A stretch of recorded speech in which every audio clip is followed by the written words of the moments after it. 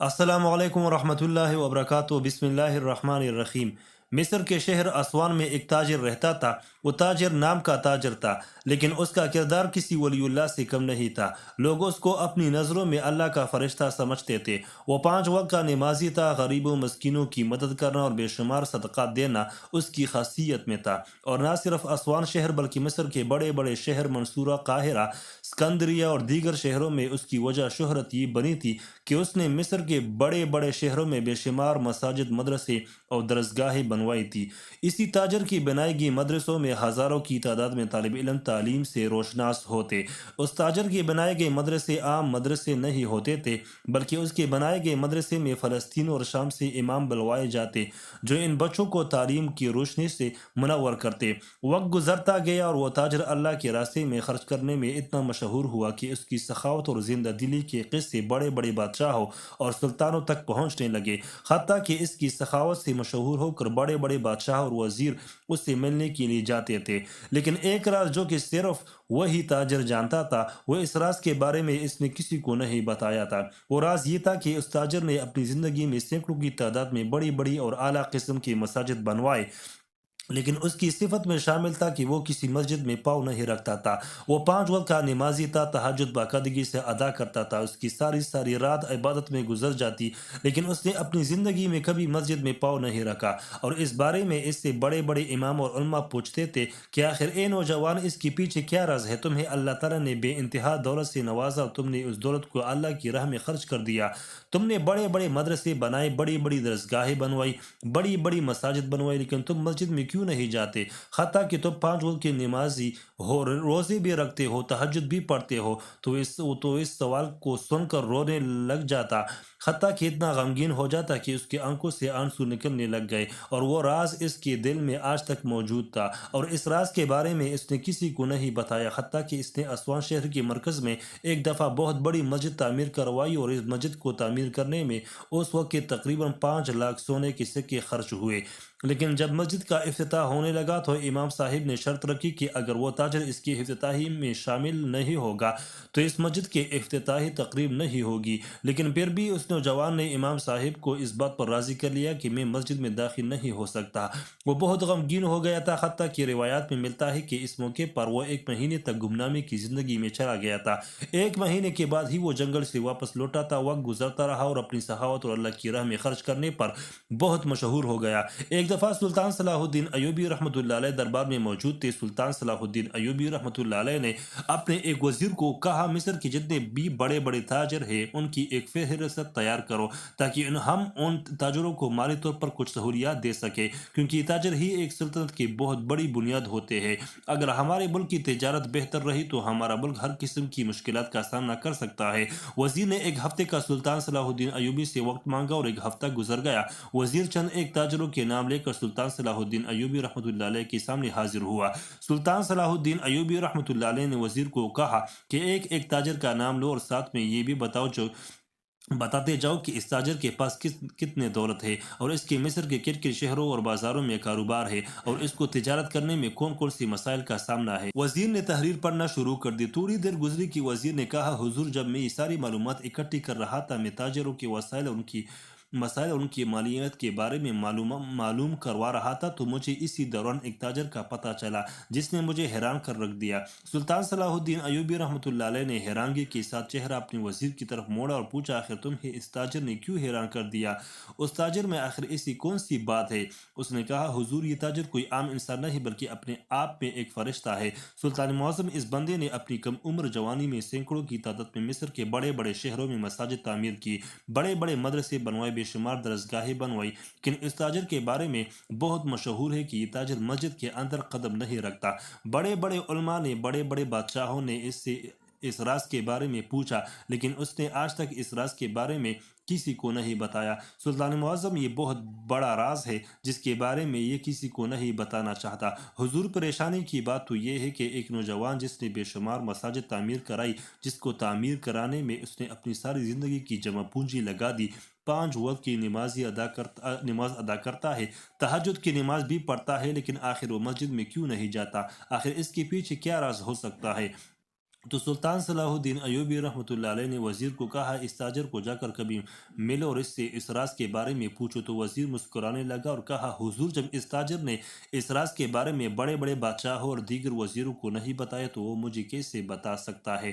یہ سن کر سلطان صلاح الدین ایوبی رحمۃ اللہ علیہ حیرانی کے عالم میں سوچنے لگے کہ آخر ایک نوجوان جس نے اپنی زندگی میں بے شمار مساجد تعمیر کروائی، بے شمار مدرسے، بے شمار درسگاہیں بنوائی، لیکن خود کبھی مسجد میں قدم نہیں رکھا، میں اس انسان کو فرشتہ سمجھوں یا شیطان؟ آخر اس انسان کے پیچھے کیا راز چھپا ہوا ہے؟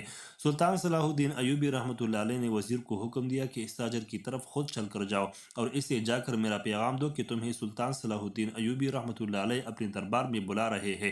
وزیر نے کہا حضور کل صبح ہی میں سورج طلوع ہونے سے پہلے ہی اس تاجر کی طرف روانہ ہو جاؤں گا اور میں خود جا کر اس کو آپ کی دعوت دوں گا۔ اگلی صبح وزیر اس تاجر کی طرف روانہ ہو گیا۔ جب وزیر اس کے پاس پہنچا تو اس نے وزیر کی جس طرح مہمان نوازی کی اس نے اس وزیر کو بڑا حیران و پریشان کر دیا۔ اس تاجر نے سلطان صلاح الدین ایوبی رحمۃ اللہ علیہ کی وزیر کے لیے خود اپنے ہاتھوں سے کھانا تیار کیا، دودھ کا پیالہ خود اپنے ہاتھوں سے اٹھا کر دیا۔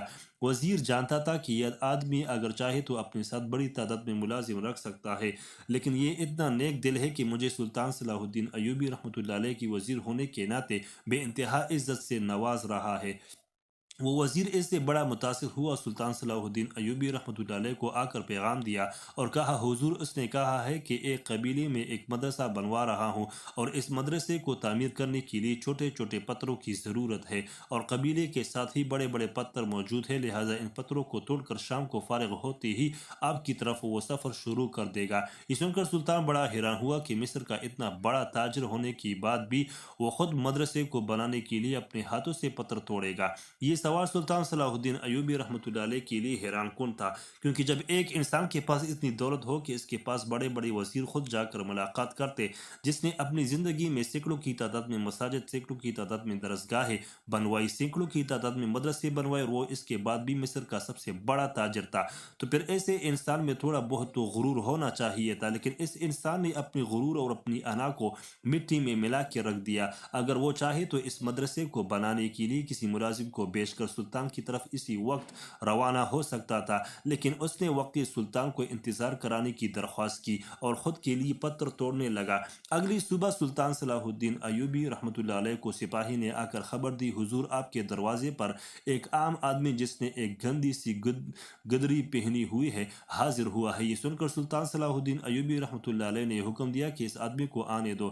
سلطان نہیں جانتا تھا کہ ایک عام گندے سے لباس میں گدری پہن کر وہ تاجر ہو سکتا ہے۔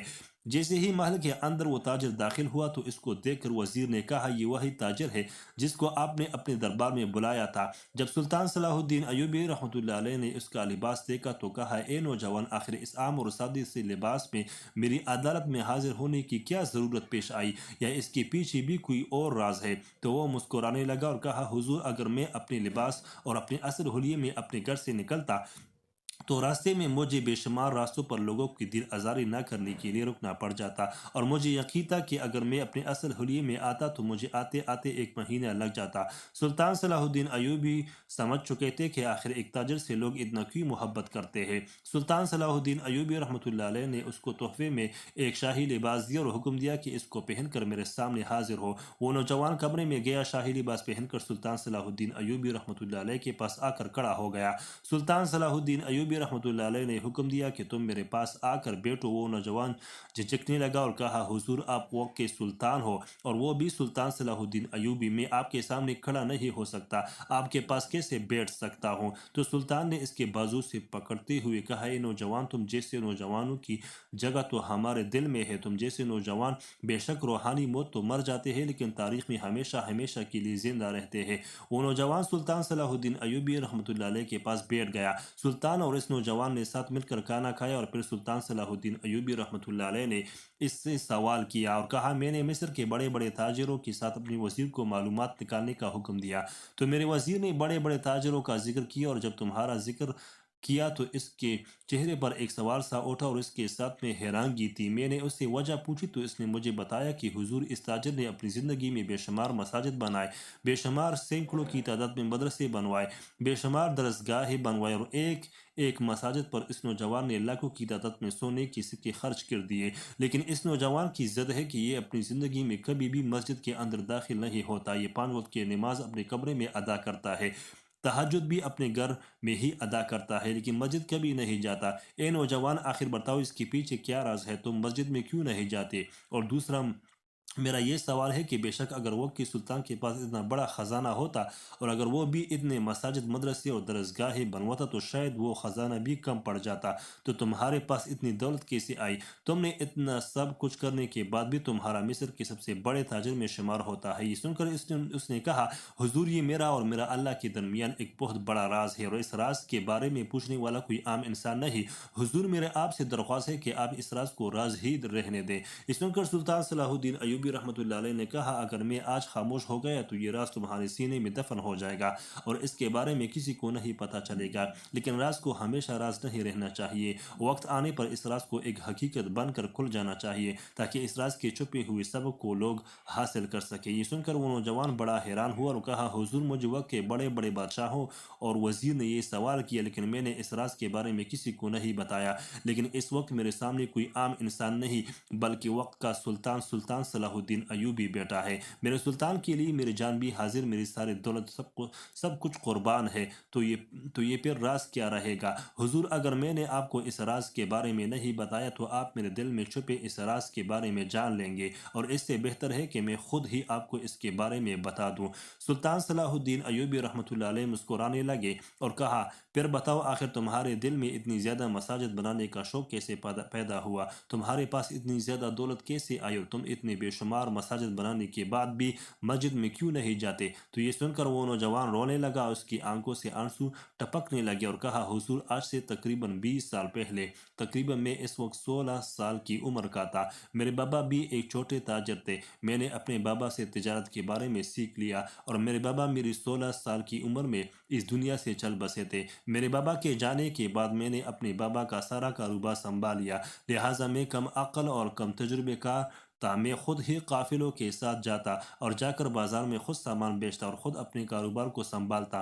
حضور، میری ایک خاصیت تھی کہ جب بھی میرا سامان سے لدا ہوا قافلہ روانہ ہوتا تو قافلے کے روانہ ہونے سے کچھ دیر پہلے میں خود راستے میں آنے والی مشکلات اور خطروں کو دیکھنے کے لیے خود آگے نکلتا، کیونکہ میرے پاس گنوانے کے لیے کچھ نہیں تھا۔ میں ڈرتا تھا کہ اگر میرے قافلے پر ڈاکو نے حملہ کر دیا تو میرے پاس اتنا کچھ نہیں کہ میں دوبارہ سے تجارت کر سکوں۔ یہ سن کر سلطان صلاح الدین ایوبی رحمۃ اللہ علیہ حیران ہو گئے کہ جو نوجوان آج مصر کا اتنا بڑا تاجر ہے، اس کا بچپن کیسا تھا؟ سلطان صلاح الدین ایوبی رحمۃ اللہ علیہ کو اس کی باتوں میں دلچسپی ہونے لگی۔ اس نے کہا، حضور، مجھے تقریباً 2 سال ہو گئے تھے، میں نے 2 سال دن رات تجارت کرنے میں دن رات کر دی، میری نیند راستے میں ہوتی، اکثر میں نیند اپنے گھوڑے پر کرتا اور میرے دل میں یہی خواب تھا کہ میں ایک دن بڑا تاجر بن کر دکھاؤں گا۔ سلطان معظم، اسی دوران مجھے ایک قبیلے میں ایک خوبصورت اور حسین و جمیل لڑکی سے محبت ہو گئی، میں اسے بے پناہ چاہنے لگا تھا، حتیٰ کہ میرا اب اکثر دھیان اس کی طرف رہتا۔ میرے دوست کہتے کہ چند دن پہلے تو تمہارے دل میں بڑا تاجر بننے کا بھوت سوار تھا،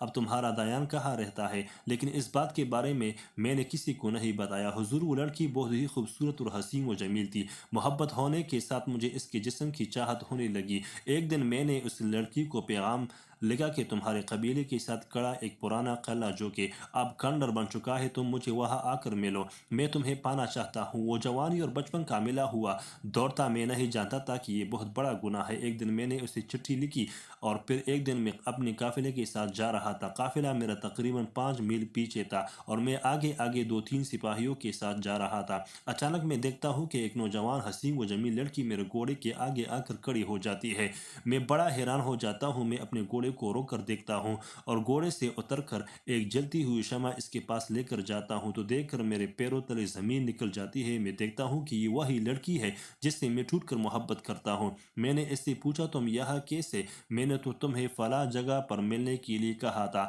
اور وہ بھی دن میں۔ تو اس نے کہا، حضور، جو آپ نے چٹھی مجھے لکھی تھی وہ میری چٹھی میرے بابا نے پڑھ لی اور اس نے میرا راز زبردستی اسی وقت قبیلے کے ایک عام نوجوان کے ساتھ نکاح کرنے کا حکم دیا۔ جب مجھے اس بات کی خبر ملی تو میں اسی وقت اپنے قبیلے سے بھاگ آئی۔ حضور میں نے اس لڑکی کو دیکھا تو وہ سردی میں کانپ رہی تھی اور اس نے کہا میرے پیچھے میرے بابا کے قبیلے کی سپاہی ہے، تم مجھے کہیں چھپاؤ ورنہ مجھے تم سے وہ دور لے کر چلے جائیں گے اور تمہیں بھی مار دیں گے۔ میں جانتا تھا کہ میرا قافلہ بہت پیچھے ہے، اس کو آنے میں ابھی یہاں تک بہت وقت لگے گا۔ میں نے اس لڑکی کو ساتھ لیا اور ساتھ میں بنی ہوئی ایک چھوٹی سی عمارت میں لے گیا۔ شمع بجھ چکی تھی، اندھیرا بہت زیادہ تھا۔ میں اس لڑکی کو اس عمارت میں لے گیا۔ اب اس اندھیرے سنسان جگہ پر اندھیری عمارت میں کوئی نہیں تھا، میں اور وہ لڑکی تھی۔ میں اسے ٹوٹ کر چاہتا تھا اور میں اس کے جسم کو بھی اب چاہنے لگا تھا اور اس کو میں پانا چاہتا تھا۔ ہم دونوں ایک دوسرے کے بہت قریب ہونے لگے اور میں نے اس کے جسم کے ساتھ ملاپ کرنے کے لیے اس کے کپڑے اتارے تاکہ اس کے جسم سے تسکین حاصل کر سکوں۔ میرا دل میں خیال آیا تھا کہ میں نے نکاح تو اس لڑکی سے ہی کرنا ہے تو یہ پھر گناہ نہیں۔ حضور والا، میں جیسے ہی اپنے کپڑے اتار کر اس لڑکی کے قریب گیا تو اچانک سے آسمان پر بجلی کڑکی، بجلی زمین پر گری اور اس کی اتنی تیز روشنی ہوئی کہ وہ روشنی اندر داخل ہوئی، اور جیسے ہی وہ روشنی اندر داخل ہوئی تو میں نے دیکھا کہ وہ عمارت کوئی کھنڈر نہیں تھا بلکہ ایک مسجد۔ جب میں نے دیکھا کہ میں ایک مسجد کے اندر اتنا بڑا گناہ کرنے والا تھا تو میرے پیروں تلے زمین نکل گئی۔ حضور والا، میرا جسم کانپنے لگا، میرے دل کی دھڑکن تیز ہو گئی، میں اپنے اللہ سے ڈرنے لگا، اے میرے مالک، مجھ سے یہ گناہ کیا ہونے والا تھا؟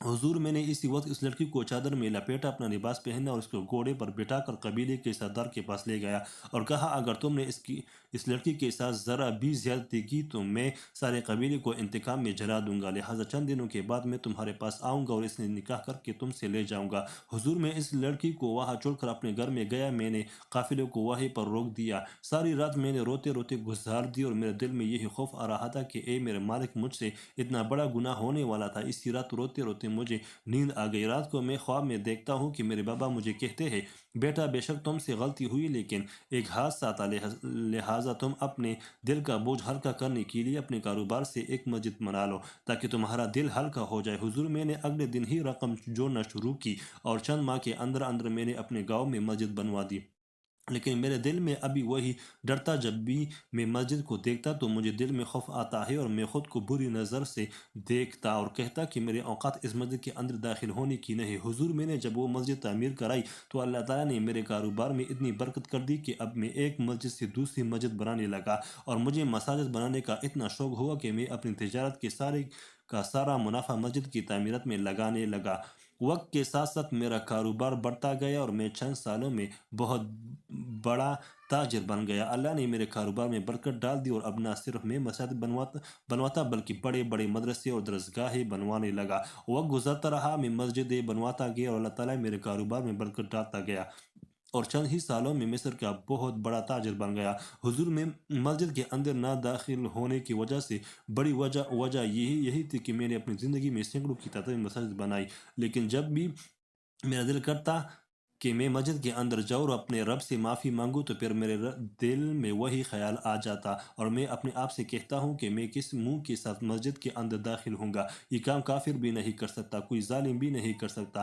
جس رات میں یہ کرنے والا تھا اسی دوران میں نے اس لڑکی سے شادی کر لی تھی اور مجھے محبت بھی مل گئی تھی اور اللہ تعالیٰ نے مجھے بے انتہا دولت سے نوازا، لیکن میں خود کو آج تک مسجد کے اندر داخل ہونے کے لیے قائل نہیں کر پایا۔